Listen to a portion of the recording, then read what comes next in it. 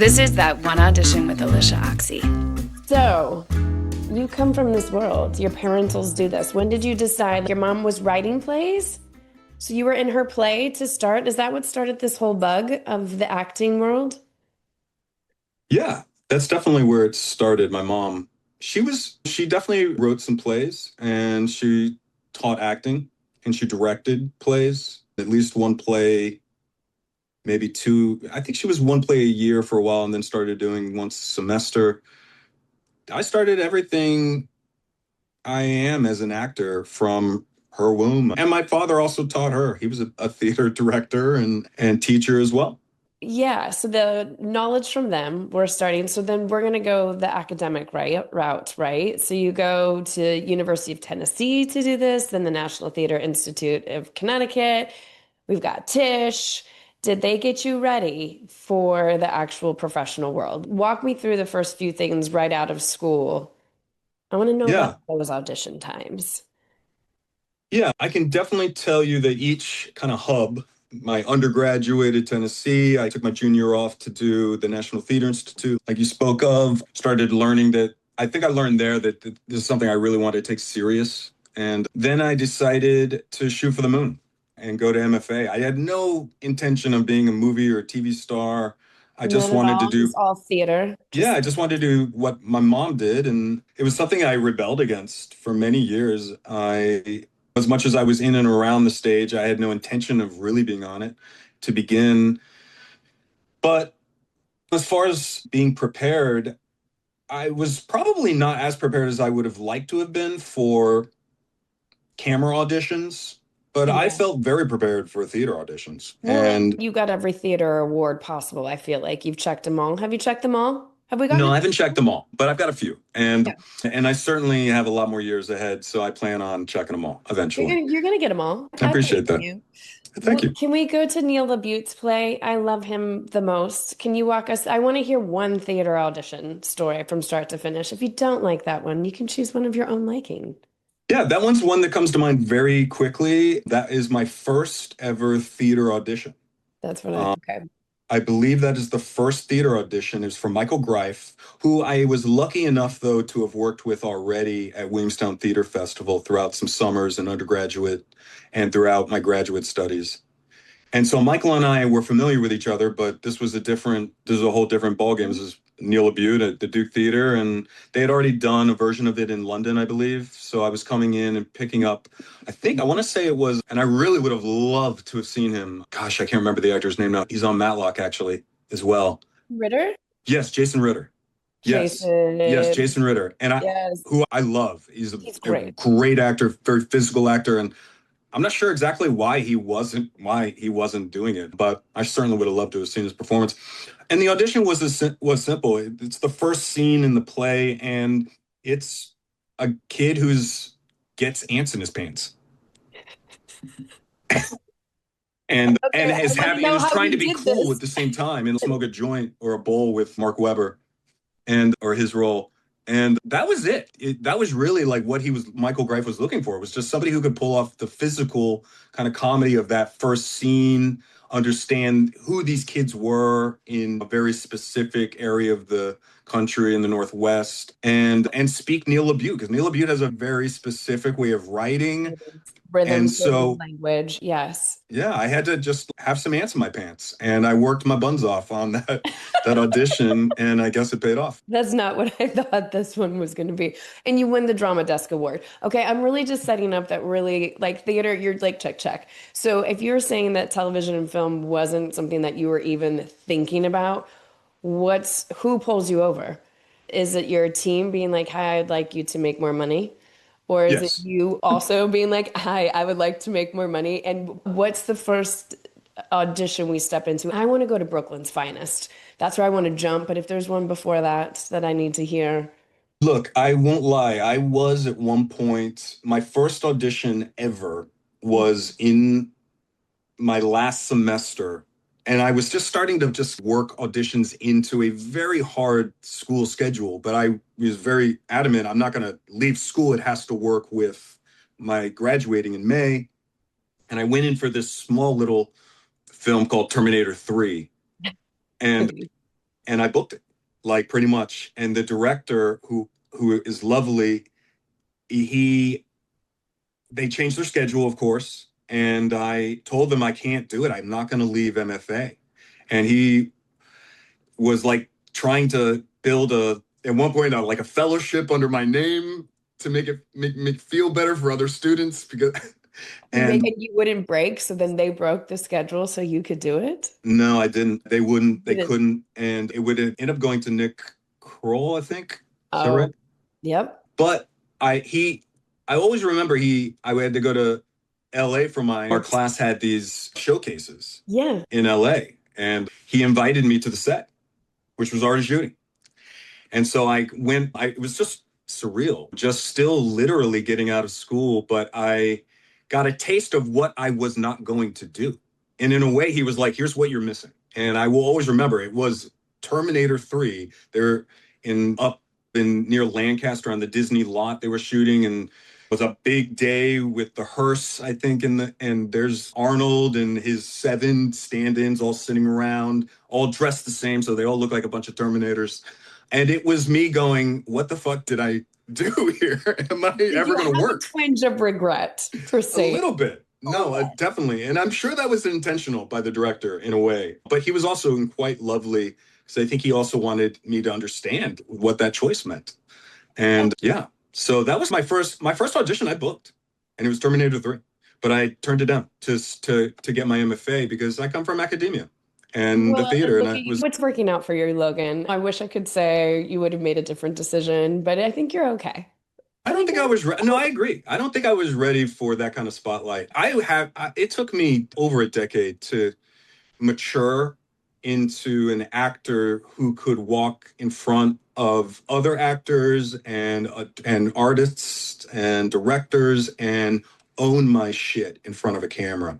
Let's talk about that because I do say it takes 10 years. Bill Esper says it takes 10 years to really make an actor. When did you come out? And also look at the lineage of laying the bricks of all the foundation for you to really be confident that you really know what you're doing. I love how you just kept going up the ladder of education, but 10 years still to audition to really get it to click. What audition is it? Where do you think it clicks? Which project? Auditioning and clicking in front of a camera for shooting are two totally different muscles. True. I have not, and the hard part is the second I got my sea legs under me for auditioning, Then they switch. a fucking pandemic happened, and Now you got to take, we because stopped now it's the walking into same. rooms. Yes, exactly. Because I figured you might have had a very charming way to walk into rooms, which sometimes would earn you the responsibility, as well as you have this immense academia. Your resume just rolls out. It just precedes you before you walk into a room, which helps. But I want to know those auditions. So was Brooklyn's Finest, was that in the room? That was in the room because that was 2012, right? Yeah, yes, it was in the room. I think it was before 2012. My gosh. Came out 2012. So you were Yeah, it was probably definitely, I think it took 2011, a couple years. 2012. When did you come out of school? When did you finally complete which level, your MFA? When are you done with that? What year? Class of 2002 is when I got my MFA. 10 year. Yeah, it's been a minute. And I would say, I remember I auditioned for that here. Here, Trying to being remember LA or New the York? casting director. But the funny thing is I just shaved my head, and I've always attributed to my shaved head that Antoine Fuqua just kind of Yes. like my look. I can't say I gave the best audition, so to speak, but I was like right place, right shave. Right time. place, right shave. Okay, so you don't remember much of this audition. I want to hear day one. Day one, is it just you and Richard Gere in a cop car, or where are we for first day on this? It was an incredible, I will always remember that first day. It was, yes, Richard Gere, who I didn't need to get to know. We were very much at odds. Our two cops, I'm fresh, I'm right out of the academy. He's an old grizzled cop. We were in a cop car, and we're shooting in Brighton Beach, and Antoine wants us just grooving. There's a lot of improv as well. And the best part is people are just running up. It's freaking summertime in Brighton Beach, and people are just running up to the cop car because there's Richard Gere in a cop uniform. And there's a couple, I believe, I've seen that movie. There's a couple of takes where somebody walks up to the car and says, "What's up?" And he's supposed to be a cop that everybody knows in the community. And everyone loved it and just started, in a way, keeping it. People were just like, "What's up?" to Richard Gere. But No. that energy and his understanding of his place in that moment or in that world for Fuqua's sake was very usable. And I just got to sit there and watch in a way. And yeah, that was the first day, was really understanding not just Antoine's ability to be malleable with his camera and his storytelling, but also Richard Gere's impact. And are you guys, so when I worked with Antoine, we were getting new pages every day. So if this is working on a lot of improv, was he at that point too also providing new pages every day where you guys are mostly then relying on improv to work through this? Because I usually ask, what's the one thing you learned from watching Richard Gere? And this is also where you meet Ethan Hawke. Yes. Actually, I had met Ethan a few years, actually, with Distance from Here. We would go to Ethan's apartment. Now I'm digressing, but Josh Charles is obviously very close friends with Ethan because of Dead Poets. And I remember we went to Ethan's, all of us, to work lines and really work the play because Ethan wasn't in town. I met his border collie before I met him. And then he came to the play, was very complimentary of all of us. And that was the first time I had met Ethan. So I don't think I ever met him, though, on Brooklyn's Finest. Brooklyn's Finest. It was really just myself and Richard. And I don't have a huge role in that, but I can tell you that a lot of it was improv, and not just the words, the physical. We have to get into a big fight. And that was improv? Improvisational stunts work? Look, there was definitely a stunt coordinator, but I don't want to speak out of turn, but I do remember Gere was a little averse to doing it. And I think Antoine was very happy that I forced physicality on him. And I remember Richard did not like me being so physical with him. I don't think he was ready for me to come at him when we get into that scrap. And that's been a way he started fighting back. So that's what we see. It was, but that's the beauty. You're trying to find that when you're doing those fights, you're trying to find that edge. So it feels real and not rehearsed. And there were some real components there. Richard and I got into a fight a little when bit. I watched it the first time, but then going back and revisiting it this week and watching stuff, that's why I wanted to know. And I also asked rapid fire questions at the end, one of them being first day impressions. And I wanted to know, since that is one of your first bigger things on film, look at the cast around you. Look at Richard Gere. How are you showing up that first day? To be like, okay, I'm here to play. What are we doing? How are we doing it?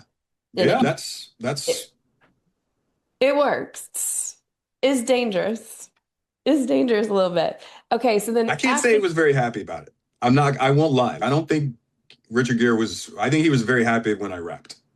Which is great. That's the point of the relationship. Exactly. Yeah. It works great for the story, and there's nothing to be sensitive about. Yep. Okay. So then, because I want to know Adopt a Highway, how when you decided to write and direct. So I'm just catching audience up. I'm going to jump all over the place with you. Yeah, go. But so let's say Brooklyn's Finest comes out in 2012. We're doing the 10-year thing where you figured out working or auditioning. It's finally starting to click 10 years in around this time. So I want to hear either audition story or creation of Adopt a Highway, because that's another 7 years before that comes out. When do you start thinking about writing and directing? You're doing that alongside school? I will say I started writing a little bit, not really in school. There was some, like I wrote a play in rhyming couplets at the National Theater Institute, which will never be seen or heard. But so I was doing some writing. I never saw myself as a writer until my team really started pushing me to do it and knowing that I might make a good director or a good writer. And I think they just wanted to see what was inside there. And I have been writing this story since about 2006, which I'm about to pitch. It's something I used to hike with, and I do a lot of solo camping. And so I started writing it, and I finally got it formed, and it's a survival story that takes place in 1870 in Yellowstone. But the second I had finished the script, The Revenant came out, and I started to see in the rooms, everybody was like, what else you got? That was always it. We love this script, but what else do you got? And I knew that was not going to be able to approach that script. It demanded a little bit more money than anyone was willing to invest in me as a first-time director.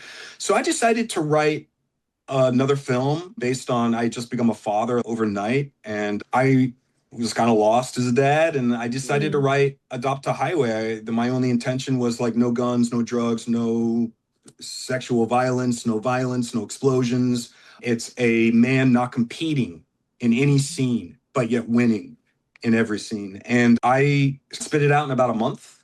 No way. Yeah, it was about a month, maybe a month and a half. And I shot for the moon. And Ethan has this beta from like Dead Poets that I just have always adored. And his approach, I actually didn't really understand how incredibly deep and artistic and again malleable Ethan was until I got him in a way. Really? That's what I wanted to know was one, how you got him, and that's why I was pulling on Brooklyn's Finest. I assumed from there, but already your connection with him. And then I wanted to connect through Jason Blum. Was Upgrade an audition or an offer? And then Jason sees your work from that and is, okay, here you go. I'll give you money to make this that you wrote in a month and a half? Yes, Upgrade was an offer, but I knew that I had to at least understand what Lee was looking for. I could not just show up on day one and start asking questions. We had to answer them immediately. So that's always why I've been averse about offer only. I've never been an offer only guy. In fact, I am for the most part, an audition only. I've always maintained I need to know. I'm going to make choices and I need to know they're going to line up. I couldn't agree more. I can't be more experienced in that day one where number one on the call sheet and the director was an offer and they have creative differences on day one and where that goes for the rest of the time Yeah, versus working it out, knowing what they're buying, right? Okay, you know what you're buying. This is what that's I'm going right. to throw down. And so with Lee, yeah, I wanted him to understand. And so we started just sending videos back and forth to each other. I can't remember. We had at least like 4 months run up before we started even going to Australia to prep Upgrade. Really, it was just me with an apple. And I started to take a bite of an apple, look at it, throw it, stand up, and go and pick up the apple, sit back down and bite it. And that's the only gesture I wanted to work with. And I felt like that would give a lot of just the palette of what we're looking for, because it's not a robot, but it has to be structured and there have to be choices and it has to Yes. be also this passenger on top of this body. And so Lee really he started immediately giving me direction, leaning me towards certain choices he liked. We got together. Lee and I worked that script. I think at least 2 or 3 weekends. We would get together, read the script, and he really came up with that ending. By that script was totally different when I first read it. That Really? ending on Upgrade was, I always remember Lee was like, I think I've got something. I don't know if it's good, but I want you to read it. It's a totally different idea for the ending. And I'm gonna show you when we get together and everything. And I read it and I was like, holy crap, this is genius. I love that Upgrade gave you the theater experience where it's like, here's a piece that I've written as a play. We hire actors, you come in and you're working with the director to make the play. You're workshopping a play. You workshopped a film essentially from start to finish. I just think Yeah. it's good for the audience to also know as actors, there's a training wheel for you to be able to do that. So then to be able to work with somebody that's also being collaborative with you in that experience and not just showing up on day one. Can you imagine that project wouldn't have worked showing up day one, being like, this is what I'm gonna do. See what we can figure out. No, and that was just before we got on the ground and started working Yeah. choreo, body work. I was doing essentially training at 5 a.m., doing body work from 6 to 7, and then 7 to 12, we were doing choreo with just the best stunt team. And Lee would come in with Steph, his cinematographer, and they would start to look at what we're doing. And so that marriage was also happening in prep, but it was a lot of work. And the only reason is Jason Blum and Blumhouse gave us the time to get it done. Granted, we did on still a shoestring budget comparatively, but I love, so I'm just pulling in all the threads of what ended up helping you be able to step behind camera in a really beautiful way. I want to hear the audition story then for Prometheus, Ridley Yeah, Scott. Prometheus was interesting because this is why Prometheus is a great, example of why you should do theater. Let's hear it. Yeah. Because I was doing an off-Broadway production of an Adam Rapp play at the Rattlestick, and the casting director happened just to be there in the audience. And Ridley had not found this role yet. He wasn't happy with who had come in, and there were a lot of people who had come in. It was like the last role that they cast. And she had me come in, and literally I had about a night to learn the sides of Charlie. And I believe I went straight to a video audition with Ridley. And there were some producers there as well. They just didn't have time to go through a process other than let's just see what we got. And you also didn't have time to overthink it, because that's what I wanted to get into a little bit of your process. Other than reading the script, getting that audition, what else are you contextually doing to be able to turn it around tomorrow and then audition with Ridley? Are you going in as somebody who, like you said, this really prepared you, theater training really prepared you for this? Can you give us a peek into your training a little bit? I will say the reason I say do more theater is I was really flexible at that point. We were doing this trilogy. I was really well oiled to that moment. I was in a theater process, which if you do theater, you live that role all day. You're setting yourself up to land on that stage. So your process, at least for me, is of the utmost importance of what you're doing that day before. And I just was well oiled and also a little cocky, to be completely honest, because I also didn't know what the hell I was auditioning for. So were they dummy sides? Did they give you dummy sides? They gave me dummy sides, and I thought it was a science fiction. I knew enough to know he had not done a science fiction since Alien, but it had nothing to do with aliens or Alien. And I was just cocky enough and had enough bravado to just say, fuck it. And because really I was doing it, but I had to get to the theater. Yeah. So this was a little bit in my way, if you will, of a role that I was really embodying and investing in. And how was it for the audition? Did you guys just get on and shoot the shit, or did you like, okay, I gotta go? No, we did. Actually, in a way, that was it. We shot the shit. I did the audition. There were some other producers there. Ridley, I could tell, was into me because I was just like, what are we doing here? I don't know. And then they were like, do you want to read? Ridley wants you to do this role. Then I think that afternoon. And I was just stupid enough to be like, okay, I want to read the script.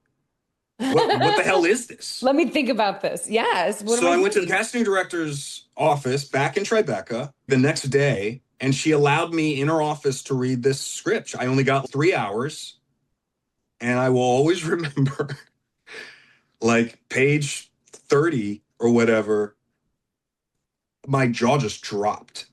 And I will always remember I sat back and I looked out at Tribeca, full circle. Here we are at Tribeca Film Festival, Killing Castro tomorrow. I sat and I looked out at Tribeca and downtown, and I was like, holy shit, this is aliens. This is his alien. This is, he's come back to this universe, and I'm being offered this role. And I at that point, I will always remember being like, I need to finish the script, but I need to let them know immediately that I will do whatever it takes to do this role. And whatever it takes meant cutting my time short on that play that I was so invested in. And in fact, I couldn't do the last week. They had to shut it down. And that's something that's always stuck with me because it's a role that, I loved. And we really loved you for saving Prometheus. Okay. Yeah. We're just going to say that too, because we needed that. The TV and film landscape, it's constantly changing, but traditional actor training has largely remained the same. It's focused on a theater model whose main goal is to help you stretch the expression of your instrument. That's why you can have years of training, From scene study classes to audition classes, to even an MFA, and still not be able to book a 2-line co-star. That's why we created The Bridge for Actors. A collection of tech, craft, and business online courses to teach you the skills that you need to go from a student of acting to a working actor.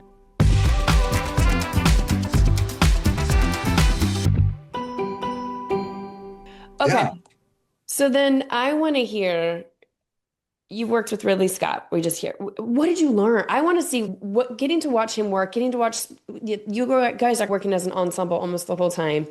What was your walk away? Because after this, you work with Oliver Stone, Ava DuVernay. I want to get into your kind of style of and rhythm of directing after you've sat with all of these masters as they throw together their vision. Yeah, look, that's what I've always maintained is the directors I've worked with have made my career. And all of those names, I've been so lucky to just to like dance through it. I will say, as cocky as I was going into that audition, that went out the room very quickly when I got to that set in Tell me London. more. And I was on set with Ridley, on set with these incredible actors. I was, to be completely honest, like faking it.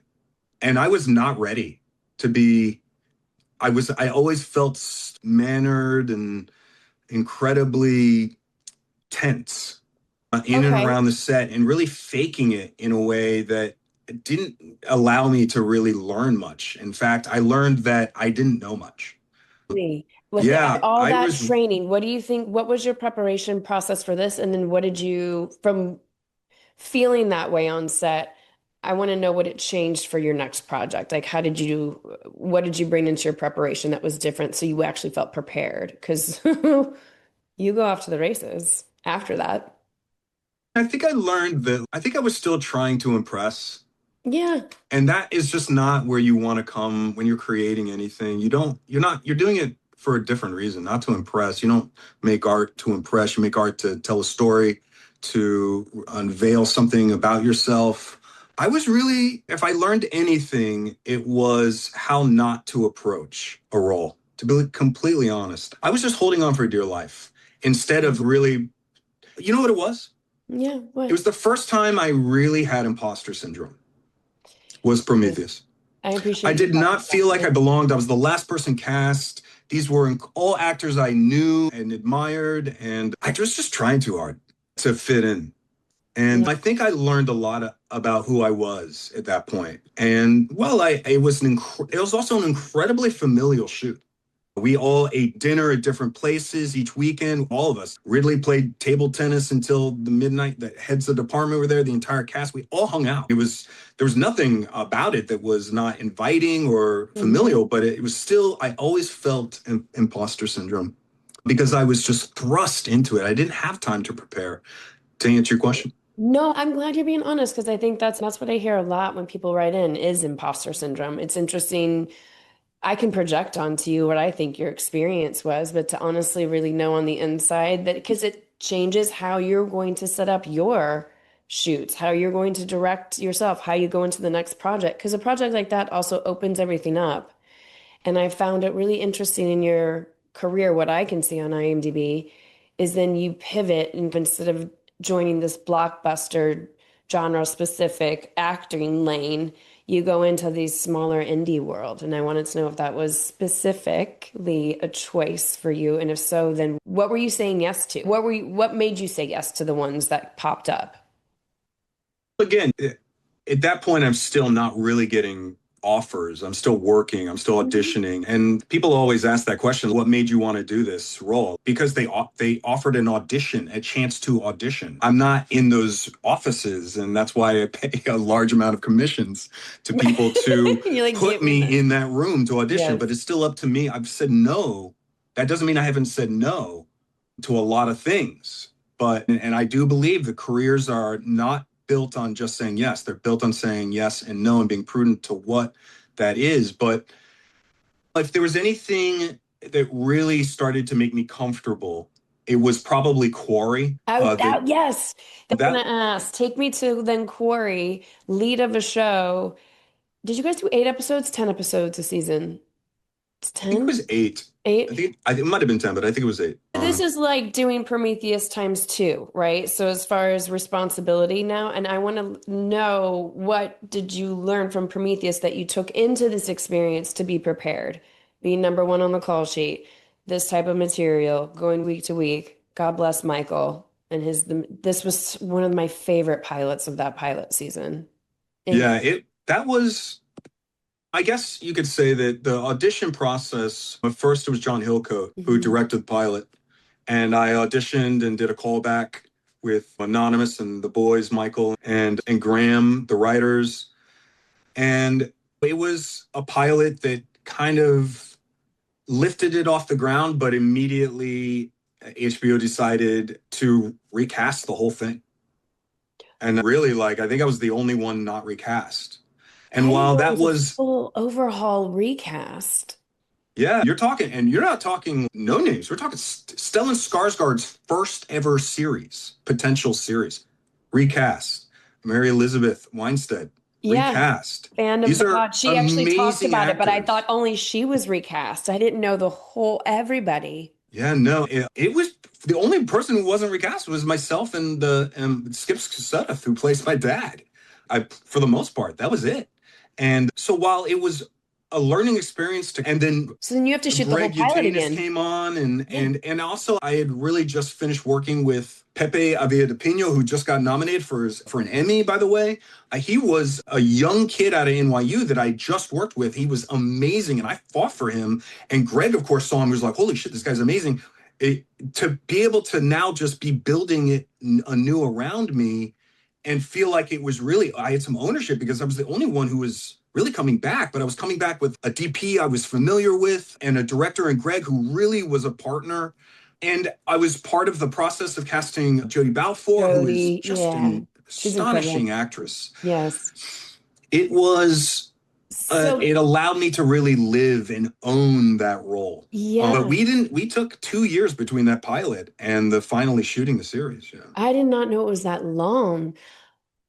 All right, because people want to get inside your brain, what you're willing to share, other than reading the script and preparing for this type of role. Give me some other tangible things that you mine from the script or how you're doing this creation mode from maybe initial audition into probably doing everybody else. Were you doing chemistry reads for everybody else, every other character, basically? No, No. just the Joni role. Yeah. Okay. Yeah, So, just yeah, what are you willing to share about your process? If not, we can jump to another audition. What I want to know, I think, for this one, I was really curious. Love this pilot. yeah, it was simple. Greg and I had a rapport quickly after he kind of came on board, and a lot of it was just about making sure we were telling the soldier's story and the Mhm. vet story and the PTSD that comes with it, that point shell shock in Vietnam. So a lot of it was me reading books, the things they carried, and all these other books about Vietnam. And I would just highlight these books on an iPad. And and you can take that. I remember maybe you still can. And I would just send Greg highlights of just things to think about, even if it was like the sweat mark of the gun strap, Yes. in Vietnam, and just what it meant to be in Memphis in the 70s. That all was it was so it wasn't just character, it was really just world building so World that we building. really understood what we were trying to do. Yeah. Yes. Okay. So now I want to cultivate all of that in back into Adopt a Highway. What is your directing style? And then take it a step further. Now you're getting to watch auditions. When was this? 2019? So people still coming in the room? Were you seeing people? 2018 is when we started our casting, and we shot it in March of 2018. Yeah, we were casting that. Look, first off, I landed Ethan Hawke, and It doesn't get any better than that. I mean, And I you need to know truly because can he say also that, and writes it and directs. still is even bigger than you Yeah. understand. Ethan had just come off Blaze that he directed, just at Sundance, and he took that hat off and put his actor hat on and came in and did chemistry reads with actresses, and became a partner immediately. And I knew that I had Pepe, by the way, who would shoot it again, Pepe Villa de Pino. And Pepe and I met the year before we started shooting. Every single weekend we met and just broke down a scene. Shots. We knew we it wanted to be voyeuristic. We knew we wanted zooms. We didn't want to move the camera too much. We wanted to move in a depth instead of anything broad. We Yeah. wanted to deepen shots through very almost insignificant or zooms and approaches and just watching him. But I didn't really learn how to be a director on that. I learned how to be an actor because of Ethan Oh, Hawke. tell me more. The, Tell me. the way he presented himself every day, the way he dropped into character, the way he handled babies, which is just also is one of the reasons I really loved him is he's a father, Yeah. but that's actually he's not supposed to know how to be a father in this Yeah. movie, and his ability to challenge in a way that still gave me ownership over the directing, own every single scene, yet be open to notes and Mhm. adjustments was just something to behold. And again, he had just come from directing, like to be so vassal.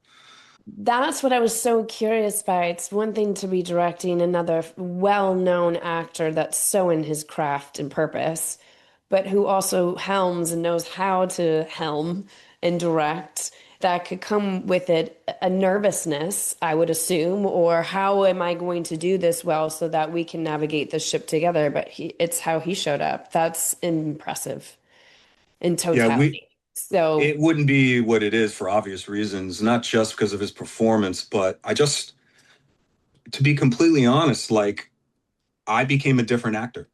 that's okay. So then take me to Marshals, because I feel like that's the next thing. And I had to ask because most people have. Were you ever coached by Taylor Sheridan?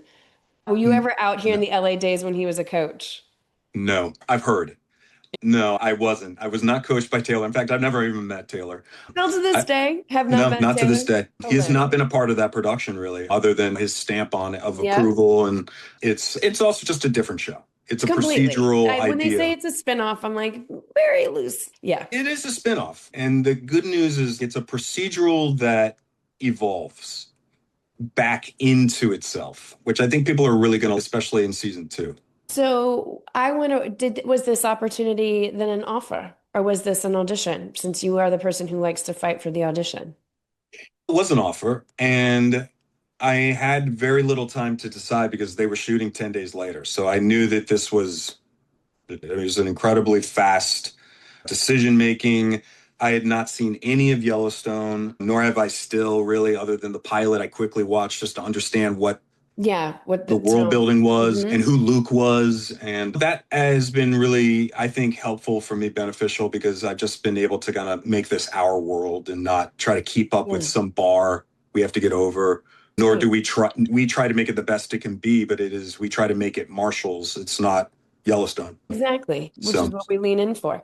Okay, yeah. then while I have a little bit of time left, I want to know either Christopher Nolan audition story for the Odyssey. I know you can't say anything else besides that, if you're even able to share.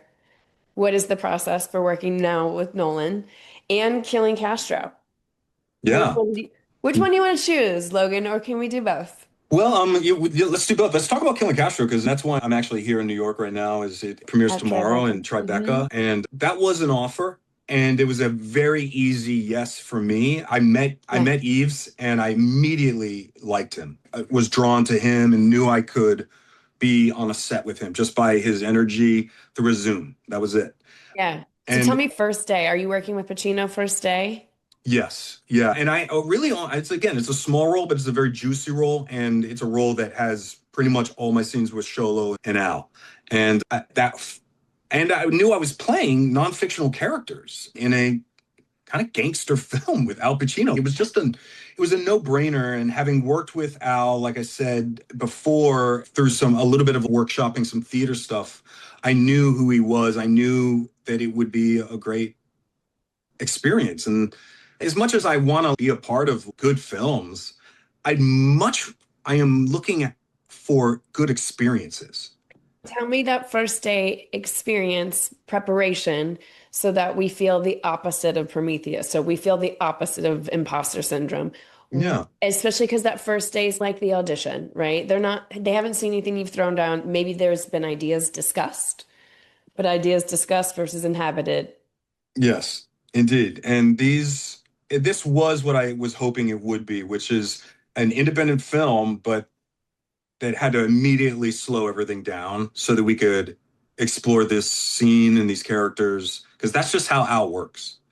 And so it's so nice when you're in scenes with him because you're like, oh, wait, this is a different pace now. And independent film is trying to make a day Yeah. and get through the whatever 21 days if you're lucky. And as much as that puts stress on production, that takes all the stress off the acting. Is when you have an auteur like Al, who just, it's not that he demands that kind of time. That's just what he knows. And that's how he has made the career he's made, which is taking the time. And we're not going to invite crew in until we figure this out. Until we're ready. And it's really a scene that's just us sitting around a table. And not to give anything away, but his character is essentially asking the mob for help to assassinate a very important political figure. I can't wait to see this, you playing tennis with him. Come on. Yeah, and he's lovely. He's always has been, the little I've worked with him. And again, I worked with Sholo as well. And Sholo is also just like a young Pacino in a way. And it was a really lovely shoot. And so I was an easy answer on that.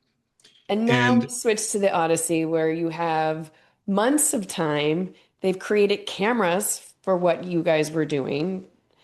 Yes. If you might be on one scene for a whole day versus trying to get your 8 to 10 pages on an indie. We were on scenes for multiple days. Yeah. Oh, no doubt about it. There were some of the scenes are they're epic. So Epic you have scenes, weeks 9-minute on some page. scenes. Yeah. Okay. Do you audition for this? Is this an offer from Chris? I do audition for this. I want to hear it. Yeah. Look, the story behind this is in December of, I don't remember now, I guess this is December of 23, is that right? Or 24 maybe? I'm forgetting. No, December of 24, I put myself on tape. And I believe it was like Mutiny of the Bounty, mock sides. Yep. He's just trying to feel out people.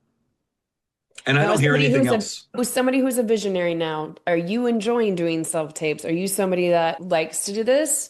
Are you somebody who doesn't like to audition in this manner? Since we talked about all these great going in the room auditions, it's a different vibe.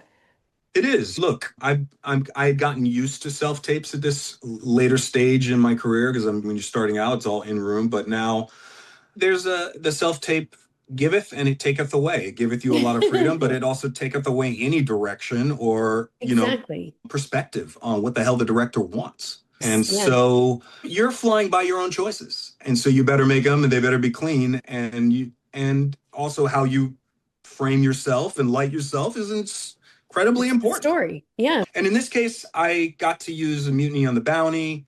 I actually had one of my best friends who's now a politician, but was with me at MFA, Joaquin Torres, read opposite me, like on the phone. No. And I sent this tape in the end of December. There was a whole holiday break. And then I get the call that I have a callback for Chris Nolan in LA. I'm in Charleston. I'd done this all in Charleston, South Carolina. And I get the call back that it's going to be in LA, but LA happens to be on fire. And I have representatives, friends, agents, who are losing their houses. And I made the decision to not go to this callback. And I decided it doesn't feel right to, ask this infrastructure to get me to LA. And to be completely honest, it didn't feel right. Yeah. And Did you give an option of something else where you were like, I'll do Zoom, I'll do whatever, or just... I tried everything, but look, when Nolan wants to see you, you step up or you step aside. And in this case, I decided to step aside.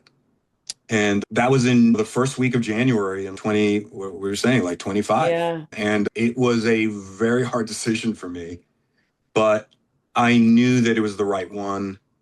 And 3 months later, I got a call the end of March from my agent Harrison is, hey, so they're back. Can you be in Italy in 48 hours? No way. Yeah. So then they finally just used your tape. It wasn't, they just were like, they just came back. They are good to go. That's not what I heard. They moved on. And I believe the actor who it would go to had some scheduling issues and fell out. Hey, And when it's yours, I always say there's nothing you can really do to stop it when it's supposed to be birthed through your instrument. look, it wasn't a very easy yes for me. I've been wanting to be on Chris Nolan set for a while, and I knew that I was also ready to bring an A game and give it everything I had at that point. I was luckily available. That's the other I'm thing. so excited to see this, to end us in a place because again, Prometheus, you step on the set, you feel impostery. I feel like that changes how you work just moving forward on anything. What's your takeaway? Because you can't tell us much about the Odyssey, but what is your takeaway from then getting to work with Nolan? I didn't have imposter syndrome. We're talking a decade later, over a decade Yeah, later. We're talking 15 years later. And is a different it was a different actor walking on set, but also a different process. And my process really in a way fits his. He just asks, it's not a method process, it's just constantly on and on your mark and ready to go whenever that camera turns around, which could be at any point. You don't turn your back on the ocean with Chris Nolan because he is always there. He never leaves set. He is always looking as well for the next shot, even when he's within setting up for the shot at the moment. You just never know, and you're surrounded by actors who are familiar with him and his process. And so I got to just stay in character, and that's just that's the only way you can kind of get through in many ways those yes, days. And luckily my character was just always lurking, so I just was always lurking and always watching the other actors, but staying in character and staying available to Chris whenever he needed me. I don't have it's not a huge role by any means, but it's a pivotal role. it is. I can't wait to see this. This Yeah. is going to be incredible. You've got so many wonderful things coming out. Where can everybody follow along with you to see what's a coming? Look, I have an Instagram account, LMG, spelled ELEMGY. I've had it forever. I try to keep everybody abreast there. And there's another show, another movie coming out, I believe in October, which is going to be another genre that will come out for Halloween, and it's called Boyana. And I think that could be a fun one. So hope maybe we'll have another conversation about that later. Will you come back? Of Come back. course. Come Yeah, of back so course. I can dig into more stuff. Look, More. I used to teach auditioning You for camera. did? Yes, and I've taught it because I Burying was the taught. lead. Okay, so then leave us with some things, especially even also directing. We didn't get into so much of the other person's direction, but what are the couple of things then for walkaway points that you seem that you would teach in your class? A walkaway point. This is perfect. This is how I'll leave you. This is what I always teach in my class. And it's applicable to the old way of auditioning and the new way, which is taping, right? Which is the walkaway. And the walkaway for me is always about taking those sides, and they shouldn't be in your hands to begin with, but they should be around you because it helps casting directors, at least back in the days when you're in the room, feel a little safe that you have them. You toss those bad boys. You don't toss them on the property because you don't want your name to be on the sides in the Very trash good point. can in their office.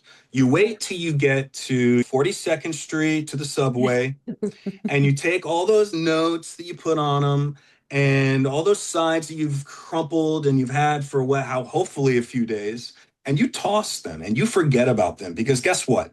They're not going to help you move on. But you can always print them out again. You will be able to write your little notes again because if you have done the work, it will be there for you. And so that's something I've always maintained is you're auditioning to get more auditions, not to get the Yes. role. And you're casting a net, but that net, you got to just toss to the side and keep moving on in your life. And that's, I think, in a way, how you attract your roles. I agree too. It's always the ones too where you're like, oh my God, I got this. You never get those. It's the one you're like, I don't fucking know what I just, oh man. Well, Yeah. I should maybe tell my team to apologize. And they're like, oh, you got it. It's the one. Yeah. It's when Yeah. you're not And always is playing, like you're way not down the road, too. You way forget down it. the You're like, that road. thing? That Like, thing? what are you talking about? Yeah. Yeah, it's the ones that you have let it go. No, Yeah. I don't want to see the plan. Nobody wants to see the plan anymore. So I Yeah. love that. Throw them away, start fresh the next time you get called back in. Yeah. Your career is so one to strive and glean for. what a joy it is to watch you work. The last week of work has been so fun. It's always fun when I get to do a deep dive and revisit some stuff. So thank you. I can't wait to see the Odyssey. And Thank you, and I can't either.